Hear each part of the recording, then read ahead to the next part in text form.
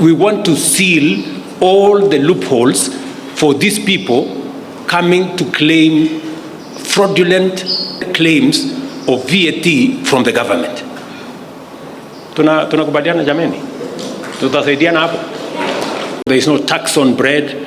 There is no tax on all the other issues that were mentioned, diapers and all this, because we want to protect our own local manufacturers. However, let me ask this gathering, I want members to listen to me very carefully. I also want you to help me manage one thing: tax expenditure. Let me explain why. Tax expenditure is the money we pay out after we have collected taxes. We pay out as VAT returns, VAT reimbursements. You know, do you know how much money we are paying? 400 billion. That's the amount of money we are paying. So 400 billion, after we have collected the money, we pay to some companies. So you company huyu anaproduce nini, anakuja anatengeneza returns hapo, anatengeneza, analipwa. Huyo mwingine anakuja hapo, anatengeneza, analipwa. Huyo mwingine. Sasa, surely, 400 billion, that's the amount of money we are spending.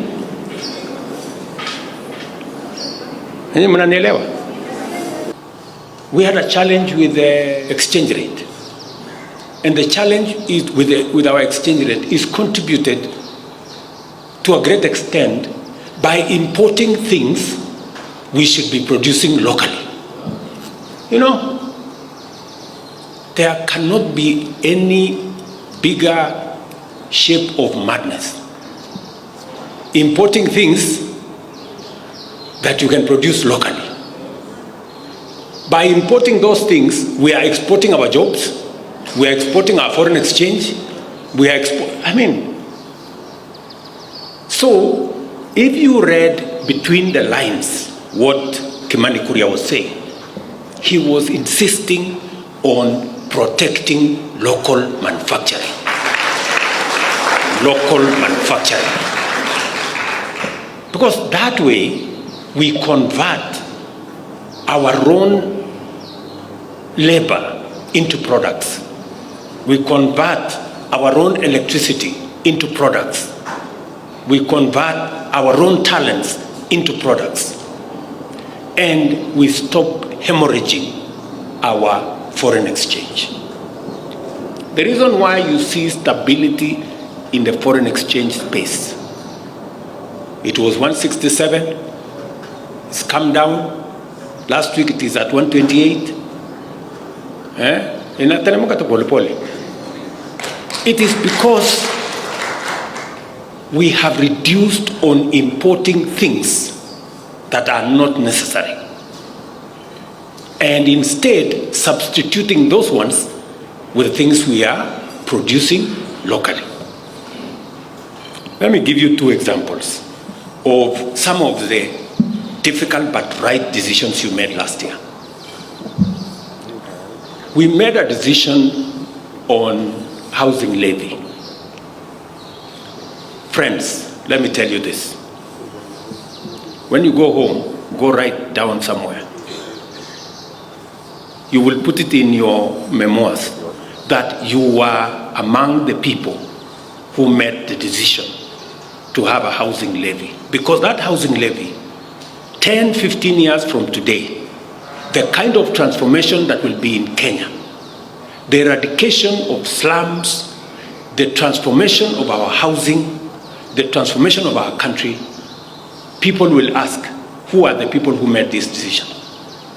Other countries made that decision many years back. That's why they are where they are.